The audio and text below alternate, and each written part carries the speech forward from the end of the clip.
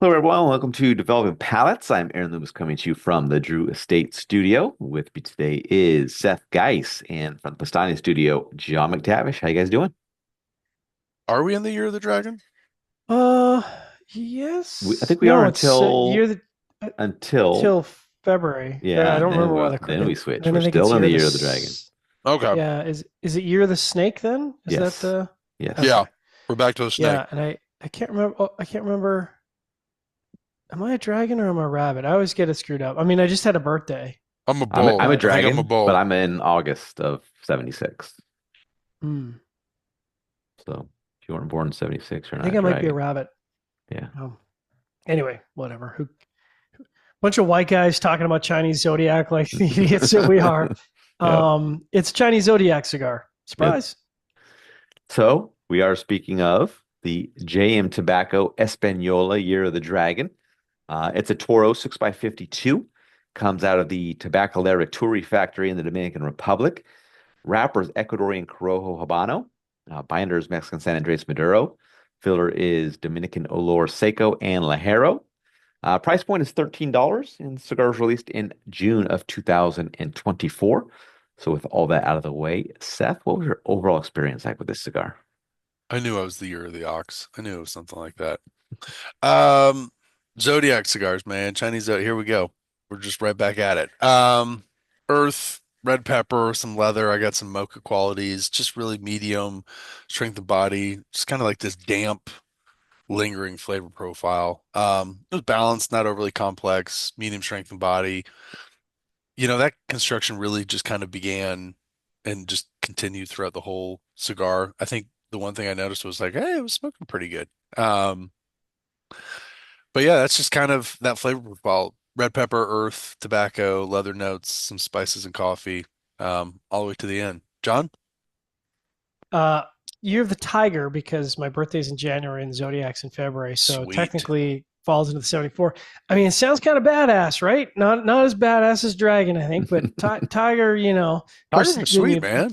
yeah, you look it up and they'll probably be like, well, you're sensitive and you're thoughtful. We'll And look I'm it like, up. oh, I'm gonna that look doesn't it sound up like a for you. tiger at all, man.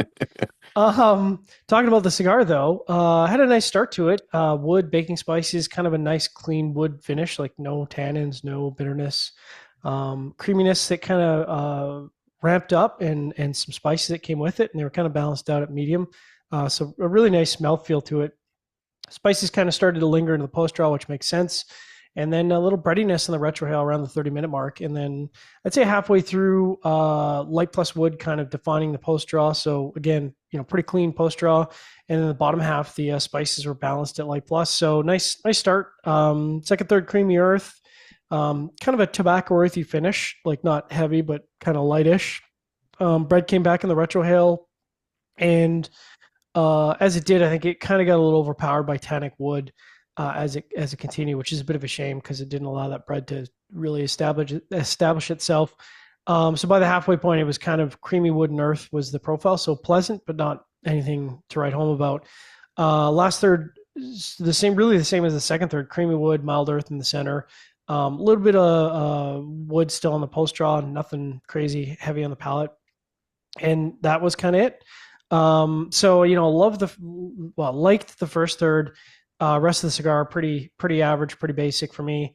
And unfortunately, had like tons of issues. Just got a canoe off the start, so I had to touch it up. Then it went out, which required a relight. Then it was like stayed uneven after the relight, which is weird because I knocked it off, straightened it out, all that stuff, and then I had to do another touch up in the last third. So not what you like to see, but the draw was excellent, so it's got that going for it. I'd say pretty average experience. Aaron, what about you? Yeah, for me, the cigar started with toasted cedar, dry earth, and baking spice. Baking spice transitioned to black pepper pretty quickly. Then the second third saw some leather join the profile, and then the final third saw some vegetal bitterness join in, and also some mintiness.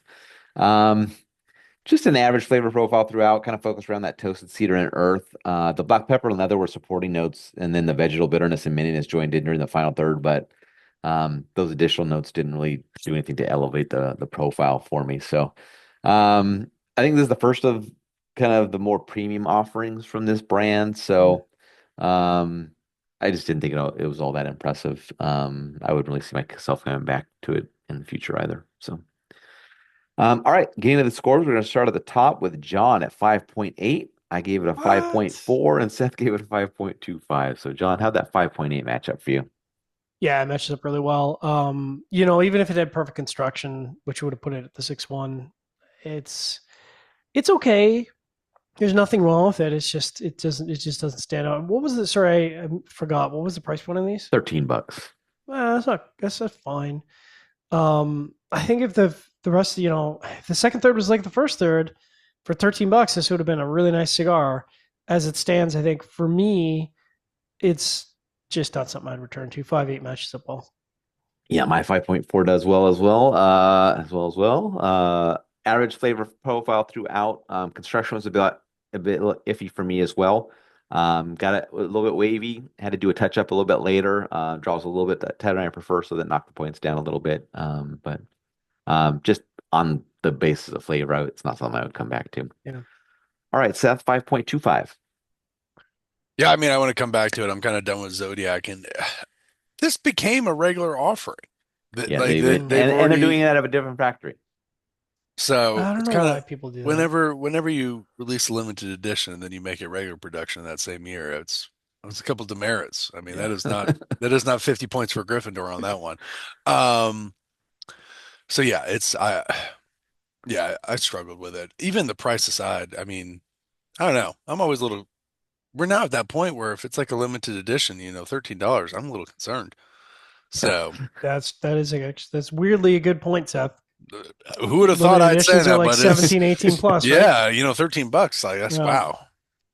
Sad that So we've gotten to that point, but it really it is accurate. Do you Any know, additional Aaron? final thoughts? Oh, sorry, go ahead. Yeah, sorry, I was gonna say, do you know, are they gonna do a snake, you figure? I mean, they must. That I gosh. don't that I don't know. I mean, I don't Mm. like if your first foray into premium is Zodiac, and like, Yeah. yes, I guess you can. I mean, if you start, I guess you got to keep going. Like, do you just show I up think one if time and not come back? I think that's a part of it though. Like if you're going to go down that road, you really have to commit to it. Yeah, you can't Otherwise, Full just hog. stop after one, right? So, but I mean Yeah, I that don't. Yeah. that's not the space. If I'm gonna go from more of a lower end cigar and I'm gonna start getting the premium, I'm not Zodiac's just not where I'm jumping into. Yeah, that's a deep end, bro. What are you doing? You gotta have your arm floaties on, bro. You're gonna Yeah, drown. yeah. So interesting path. Mhm. All right. Wherever you catch this video, be sure to like and subscribe, but check out the full written review on the website, developmentpalace.com. Follow us on all the social media channels, and you can catch all of our review recaps on podcasts. So iTunes, Google Play, and Podbean. Thank you for tuning in. We will catch you on the next one. Tigers and dragons and oxes, oh my.